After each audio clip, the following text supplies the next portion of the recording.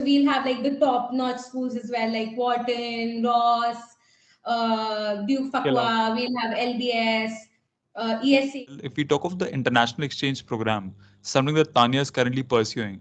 So how does a student get into it? Like, what are the kind of factors that play spoil sport if somebody has poor academics? I will let Manan answer that.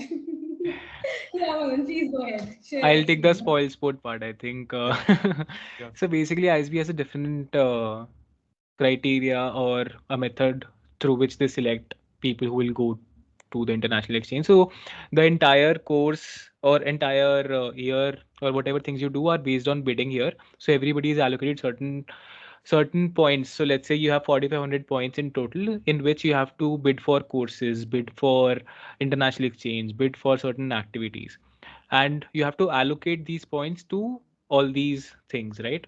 So when you are bidding for the, let's say, international exchange, you can bid a certain, let's say you can bid 1,000 or 1,200 points. yeah, that's the limit.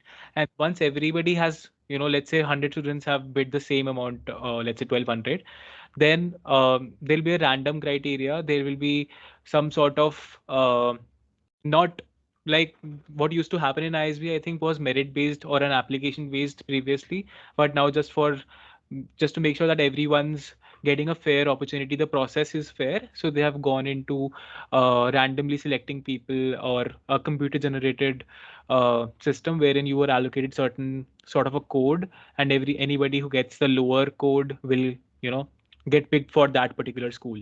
So it's the process is fair, but the person who does not get it might feel that it is not fair. But I think on their end, they have tried to make it as fair as possible, because you have 700 people, right? And you have 100 or 50, 60 odd seats. So you can't really say that everybody deserves to go. So that is the process that they have right now. But about the experience, I think Tanya can tell. Yeah, I mean, because in the selection process, they can't say like, okay, academics is what we're focusing on, because that is not the value proposition of ISBs, even during the application time. Like, they do not only want like great academics. So how can they like stop like where do they draw the line for international exchange people, right? So like then nothing, then they go through randomized generated numbers that Manan mentioned. But that's not a better solution relatively, right? Like Manan already mentioned, a lot of students are also missing out on this thing prospects. That's true, but then okay, so if you say, for example, give international exchange student based on merit, what about a person who brings another aspect of diversity? He will say that I am capable in this and that person is not. That is what. So ISB treat it as a global school. Like, it's not, that is why ISB comes, it is compared with global schools and not Indian schools. Like a lot of Indian business schools, they focus only on academics, auxiliary, IMs, everywhere people go on international exchange based on their academics. ISB literally can't do that, because the first thing that they say is that we are looking beyond academics for you. So they can't say that we're limiting international exchange people because you're really good at grades, because we in fact have people from diversity, like who are great at other things and not just academics, right? But we are limiting I mean, of course, it'll go on and on, but yeah, we are limiting that aspect where, you're relying on merit versus relying on chance. That's like a That's not, doomsday that's machine. not. That's like a doomsday machine. I I mean, mean, I don't think there is a perfect process to this. Recipe to it. You can argue against or for both these processes, right? yeah. So I think giving everybody a chance is a better process, rather than giving that chance to certain people who are engaged with academics more. So Yeah. I think that would make And sense then, from an and IT then if perspective. there will be a selection committee, say for example, international exchange, then people will say, okay, this committee is biased because they're taking only their favorites. It's so much. We've been through this discussion so many times that the most fair outcome that came out to be was, okay, generate a random number. Randomized. That's it. Yeah. Yeah. Because then the committee will be blamed for, or the weightage will be blamed for, and stuff like that. So yeah. Probably. And about the experience part, what are the kind of schools that are a part of the framework?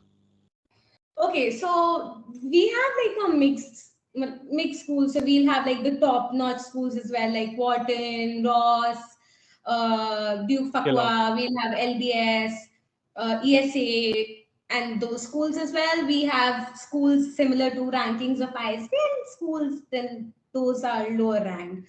So in terms of ranking, I'll say a mixed schools and from all over the countries like Japan, also Canada, US, Europe, London, everywhere.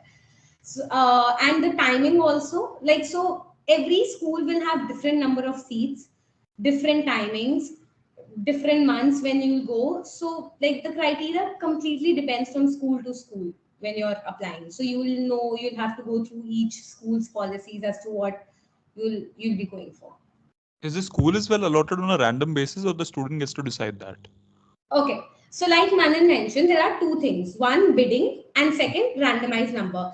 The bidding thing is not really important because everybody bids the highest amount, which is 1200. We are capped at 1200. So everybody bids for 1200 for good schools. Let's talk about the good schools people are aiming for. Okay. Let's assume that. So bidding goes out of the picture. Everybody bids the same.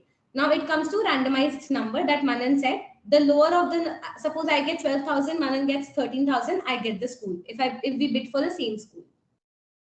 Right? This is how it works. So initially what does is ISB asks us preference of 10 schools out of a list of 70 schools. That these are the 10 schools that you give your preference for. So we'll give the 10 schools preference. And for those 10 schools, we will be allotted random numbers.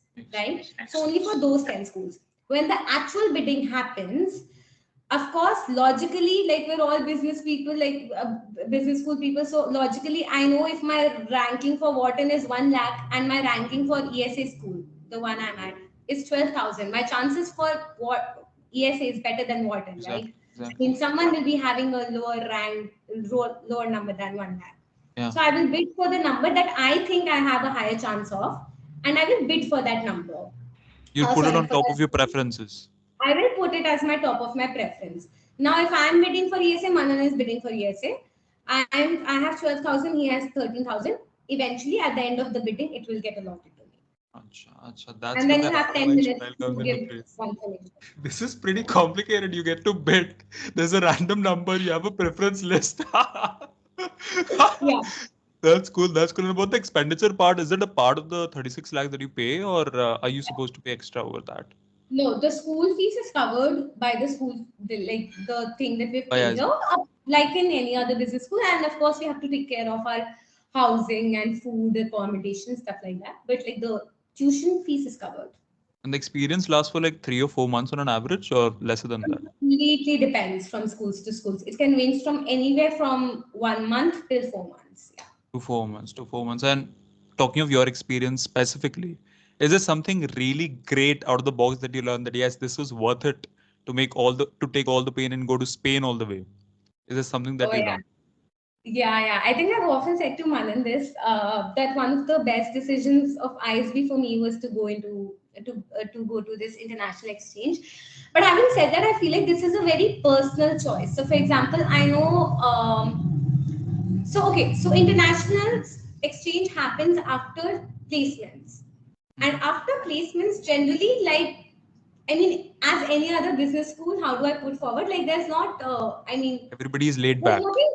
There's not a lot of things going on in your home school, right? Once the placement is done, like you're relatively relaxed, and not a lot of things is going on. So I wanted to study in a very good business school, like at global level. It was either like the top 3, 4 or no schools at all. By luck, of course, purely luck, I got a world ranked 3 school for me. So, of course, for me, because I'd already worked in Europe, the value proposition was not so much in terms of going to a country as much as it was for studying in an international setting.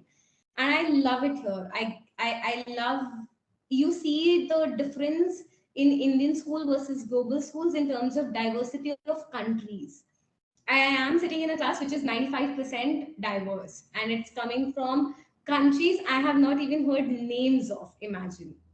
And I am studying case studies because, of course, like in India, people are going to get jobs of India. So mostly our case studies revolve around, say, for example, how Gillette came to India and like did their marketing, or Unilever, what did it do it different in India, which makes sense. But say for global schools, they're going all over the world. They're not going to stay only in Spain, right? They're going to be in Dubai, London, US, etc. So their curriculum involves case studies from all the countries, different countries. So that is very different. So like the global outlook you get in a global, very high-ranked business school as compared to the best school in India. It's about the global context, international diversity. International exposure with regard to case studies and peer to learning by the kind of Pure classrooms. learning, case study, everything like yeah, international exposure with regard to academics as well as pure learning as well as alum network, like everything.